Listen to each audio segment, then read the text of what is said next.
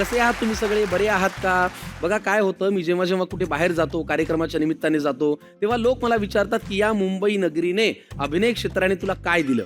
तर खरं सांगू का, मला अशी माणसं दिली ज्यांच्याशी खरं तर माझं रक्ताचं नातं नाहीये, पण ती माणसं माझी काळजी घेतात. या क्षेत्रात अशीही माणसं मिळाली ज्यांनी आजच्या स्पर्धेच्या युगात आमच्यावरती विश्वास ठेवून तुझंही काम छान होऊ दे अशी मित्रत्वाची भावना आम्हाला दिली. आजची जी जोडी येणार आहे त्यातल्या ज्या ताई आहेत त्या प्रत्येकाची ममत्वाने काळजी घेतात आणि त्यांचा मुलगा, म्हणजे खरं तर मुलगा नाहीये पण पुत्राप्रमाणे त्याच्यावरती त्या प्रेम करतात, अशी एक छानशी जोडी. स्वागत करूया हर्षदा खानविलकर आणि सुयश टिळक यांचं. आहा.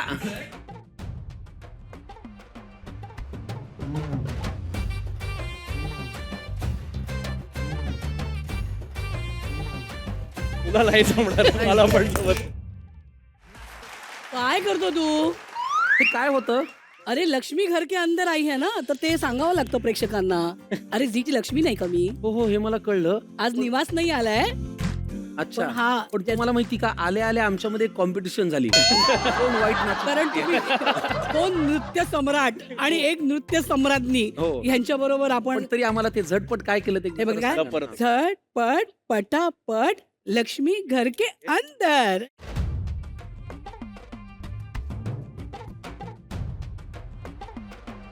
Very nice Sankarshan. फार छान.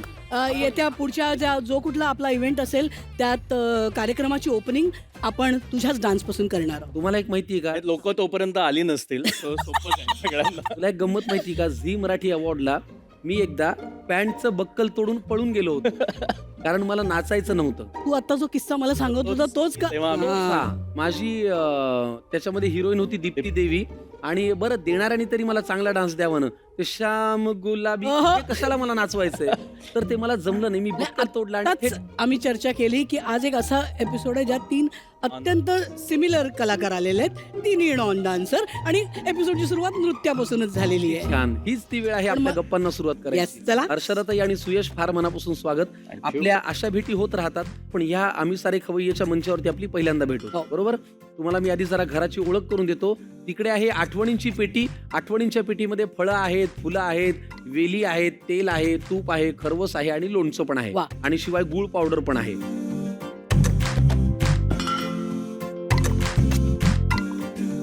ही आहे चविष्ट चकाट्या पिटायची जागा. याच्यामध्ये एक नवीन मित्र ऍड झालेला आहे. हे बघा काय, बियॉन्ड बियॉन्ड अप्लायन्सेस. अप्लायन्सेस. हा, बियॉन्ड अप्लायन्सेस यांची ही शेगडी. तर इथे पदार्थही चविष्ट करायला लागतात, चकाट्याही पिटायला लागतात. हे चकाट्या आपण पिटू आणि चविष्ट स्वयंपाक तो करेल. खूप Done. शुभेच्छा तुला. थँक्यू. आणि तिकडे आहे आठवणींचा कट्टा. आठवणींच्या कट्ट्यावरती खूप गप्पा मारायच्या. महत्त्वाची आपण तिकडून करूया, चालेल? चला. प्लीज या. पण तुमचं आणि झी मराठीचं फार जुनं नातं आहे. हो. ते कसं काय, आम्हाला जरा आठवण काही सांगता येईल? खूप जुनं नातं आहे. म्हणजे जेव्हा झी मराठी हे झी मराठी नसून अल्फा मराठी होतं, त्यावरची पहिली मालिका आभाळ माया, ज्याचा मी भाग होते, म्हणजे विनय आपटे सरांनी मला हा रोल दिला होता. आणि मला आठवतंय की मी विनय सरांना भेटले होते आणि ते म्हणाले, करशील ना तू? म्हटलं हां सर, करायचं आहे. हां ठीक आहे, फायनल आहे, तू तू सुषमा करतेस. तर त्याच्यात सुकन्या कुलकर्णींची धाकटी बहीण, तिचा रोल होता. खरंच मला ते जमणार नाही जमणार काही माहीत नव्हतं, पण आय थिंक हे काम खूप सिरियसली करण्याचं आहे हे मला त्या आभाळ शोमुळे, मायाविषयी. आभाळ मायामुळे, आणि त्यासाठी झी मराठी, अर्थात त्याच्यानंतर बराच काळ मी झीवर काम नाही केलेलं, आणि मग 25व्या वर्षी लक्ष्मी घर के अंदर क्या बात. असं म्हणत लक्ष्मी निवास नावाची अत्यंत गोड अशी मालिका मला झी मराठीने दिली. फार छान. तुमचा हा झी मराठी बरोबरचा ऋणानुबंध इथून पुढच्या अनेक वर्षातही कायम राहील याची आम्हाला खात्री आहे. तथास्तु. त्याच नात्यामध्ये आम्ही आहोत. या सगळ्याविषयी जरा गप्पा मारूया, आठवणींच्या कट्ट्याकडे जाऊया आणि जरा मजा करूया. या प्लीज. प्रेमाने जोडीले पदार्थ बनवत राहू, आठवणींनी नात्यांना आठवणींच्या कट्ट्यावरती तुम्हा दोघांचं फार मनापासून स्वागत. तुझं आणि झी मराठीचंही नातं फार जुनं आहे आणि ते फार छान आहे. तर हे जुळलं कसं, कुठल्या मालिकेने जुळलं हे आम्हाला जाणून घ्यायला हवं. अरे दुरावा नावाची जी मालिका आहे, ज्याची ओळख माझ्याबरोबर आजपर्यंत आहे. जय खानोलकर हे जे एक कॅरेक्टर आहे आणि ती जी ओळख आहे ती खूप स्पेशल आहे. आणि जेव्हा तुम्ही ॲक्टर बनायचं ठरवता तेव्हापासून काही स्वप्न असतात, मुंबईत आलेलं असता तुम्ही एकतर तुमचं शहर सोडून, आपलं एक मोठं होर्डिंग लागलं पाहिजे, तिथपासून लोकांनी ती मालिका बघितली पाहिजे, प्रेम दिलं पाहिजे, ह्या सगळ्या ज्या अपेक्षा असतात त्या सगळ्याला नकळतपणे टिकमार्क करत जाणारा तो प्रवास होता. आणि जो माझ्यासाठी आजही तेवढाच स्पेशल आहे आणि खूप दिलंय त्या मालिकेने आणि झीने. सो घरी आल्यासारखंच फिलिंग असतं. या गप्पा आपण अजून पुढे नेऊया, पण त्याआधी जरा चहाचा घोट घेऊया.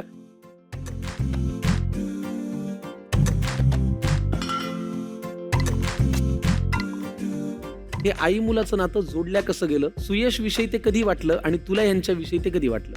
मी आता 30 वर्ष काम करते आणि माझ्या आयुष्यात प्रत्येक कामानंतर परिवार जोडला गेला. परिवार जोडला गेलाय आणि तो परिवार मागे नाही राहिलाय. नंतर तो माझ्या पुढच्या प्रवासात माझ्या बरोबर आहे. म्हणजे अगदी फॉर एक्झाम्पल तू आणि मी, माझी या प्रिया, आपल्या झी वरचीच मालिका यात काम केलं. त्यानंतर खरं तर आपण एकत्र काम नाही केलं. असंच आपण छोट्या छोट्या वेळेला भेटतो, पण तरी असाच हा मुलगा माझ्या आयुष्यात आला. दुसऱ्या वाहिनीवर एक मालिका करत होते मी आणि काय म्हणतात ते जॉईंट फॅमिलीवाली मालिका होती. त्यात मृणाल देशपांडेचा मुलगा होता हा आणि माझा मुलगा आस्ताद काळे होता. गिल्लू सुयश बरोबर माझं असं काही नव्हतं आणि तोही फार काय मला भाव देत नव्हता. नाही भाव नाही, एक मिनिट सांगतो मी. नाही. माझं वर्जन नंतर नाही. सांगतो. असं झालं की मध्ये हा पुण्याचा आहे, पुण्याच्या प्रवासात त्याचा अपघात झाला. ओ हा आणि मी त्याच्या आईला फोन केला आणि खरं तर हा मुलगा माझ्या आयुष्यात येण्याआधी त्याची आई उमाताई माझ्या आयुष्यात आल्या. बरोबर.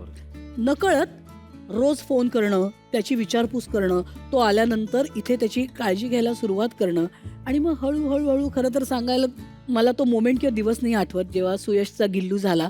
एक वाक्य आहे बघ की a child gives birth to a mother. Right. बाळ आईला जन्माला घालतं. तसं मला नेहमी वाटतं की गिल्लू हा माझ्या हृदयातनं जन्माला आलेला आहे. तर त्याच्यामुळे विशेष प्रेम आहे. विशेष प्रेम. आणि तुमचं वर्जन काय गिल्लूजी?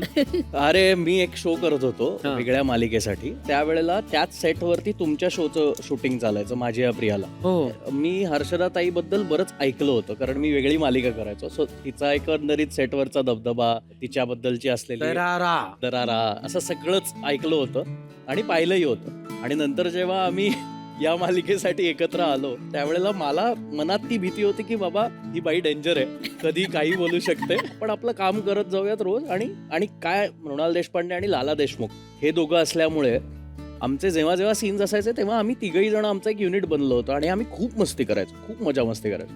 आणि तो जो अपघात झाला मुंबई पुणे हायवेवरती, मी पुण्यावरनं परत येताना, तर त्यावेळेला माझं या दोन्ही मालिकांचं शूट चालू होतं आणि अपघात झाल्या माझ्या डोळ्याला इजा झाली होती खूप आणि रक्त वगैरे वाहत होतं. मी तसाच फोटो आणि व्हिडिओ करून दोन्ही प्रोडक्शन हाऊसेसला कळवलं की बाबा माझा असा अपघात झालाय, मला माहिती नाही पुढचे किती दिवस लागतील रिकव्हरीला. तर पहिली चिडली ही की हा असा फोटो काढून कोण पाठवता अपघात झाल्यानंतर.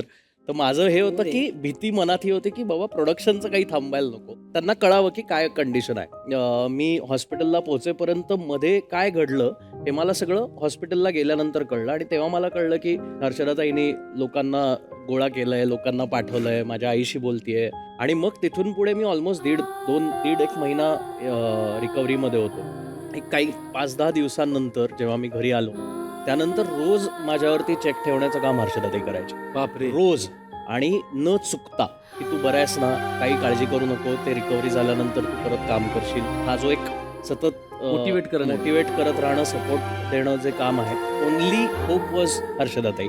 तर अशा पद्धतीने तुमचं नातं जुळलं आणि ते कायम आहे, ते कायम राहील याची आम्हाला खात्री आहे. तर आमच्याकडे एक डबेवाला नव्याने जन्माला आलेला आहे. अरे वा. तो अभिनय करायला लागलेला आहे हल्ली. बापरे. तर त्याला मी विनंती करतो की त्यांनी या मंचावरती यावं. अय्या.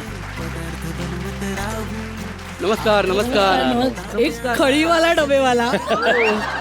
मला खूपच आवडलंय. पण मला एक सांगा, हे यांचे डबे आहेत ना, ते सायकलला अडकवत नाहीत, खळीतच अडकवतात. हो बघ ना किती गोड. खळे आहेत. आमचे जुने डबेवाले कुठे गेले? हो, ते माझे वडील मिशीवाले. हो, मिशीवाले. मला मिशी खळीवाले. हा, हे खळीवाले. मिशीवाले खळीवाले. मला मिशी नाही. का नाही? मी आईवरती गेलोय ना, म्हणून मला मिशी नाही. आईचा लाडका नाही मी. हे काय 2 डबे शिवाय हे हे मॅडम साठी आणलेले, हो त्यांच्यासाठी खास चमचमीत आणले. बर. एवढं? आणि हे एवढं काय? अहो लक्ष्मी मॅडम, अरे बापरे. तुम्हाला मी मोठ्या मोठ्या पडद्यावरती बघतो. हो. तुम्ही किती प्रेमळ आहात, आम्हाला खूप बरं वाटतं. हा. अहो तुम्ही तुमच्या नवऱ्याला किती चांगल्या प्रकारे हाताळता, हो. सांभाळता. हो. अहो तुम्ही माझ्या घरी या, हा माझ्या बायकोला सांगा हा की नवऱ्याला कसं हाताळावं, कसं त्याच्याशी प्रेम द्यावं. अहो आम्ही शूटिंगवाले सकाळी लवकर घरात बाहेर पडतो, बरोबर. रात्री लवकर येत नाही आणि बायको आमच्या नावाने बोंबा मारतो का शूटिंगचा माणूस जातो काय तरी नाव कुठे. काय तुझ्या बायकोचं? लक्ष्मी. अगं बाई. हो, माझा निवास. एक मात्र काम नक्की- करा, झी मराठीवर 8 वाजता रोज हा. लक्ष्मी निवास नावाची मालिका आहे. हा आम्ही तेच बघतो ना. ते बघून सुद्धा ती सुधारली नाही अजून. नाही हो, मग बायको बदल. अहो ते लक्ष्मी निवास बघून सुद्धा जर बायको लक्ष्मी सारखी वागत नसेल हा. तर बायको बदलणे हा एकच पर्याय आहे. एक मात्र नक्की, तुझ्या वडिलांपेक्षा तुझं पाठांतर चांगलं आहे. छान, छान, छान. अय्या काय आणलंयस काय खायला? अय्या वरण फोडणीचं वरण. वरण भात आणलंय. हो तुमच्या आवडीचंच आहे ते. अगदी वा वा वा. हे बघा, मी तुला सांगते हे काय आहे? संकर्षण ही तरी आहे तरी. तर्री आहे. हो डाळ भात आणि तरी जे आपल्याला खास आवडतं. वरण भात आणि बटाट्याच्या काचऱ्या संकर्षण जर मिळालं जगातलं मी छान अन्न. रोज खाऊ शकते रोज. अच्छा, आणि 3 वेळेला खाऊ शकते. बर हर्षदाताई, तर्री म्हणजे काय हे नेमकं? ही आईची आठवण आहे खरं तर माझ्या, की मी खूप लहान असताना आर्थिक परिस्थिती जशी बेताची असते, तर आमची जी चाळ होती त्याच्या खाली ना एक इराणी हॉटेल होतं. तर तिथे दिवसभर ज्या रेटमध्ये जेवण मिळायचं ते बंद करताना ते कम्प्लिटली आणखीन 50% 25% कमी व्हायचं. तेव्हा तिथून तर्री आणली जायची, तर्री पाव. अरे वा. आणि तो मग रात्री घरी खाल्ला जायचा कधी कधी.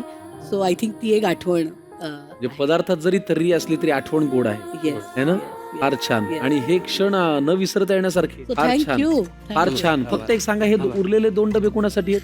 अहो हे 2 डबे मी माझ्या वडिलांच्या सेट वरती घेऊन जाणार आहेत. वडिलांच्या सेटवर? ते हो. दुसरीकडे शूटिंग करताय. हो साहेबांच्या मार्गदर्शन खाली एवढे दिवस त्यांनी डबे आणले. हा. त्यांना बाहेर दुबईवरनं कॉल आला पिक्चर करण्यासाठी, वा आणि आज ते तिकडेच.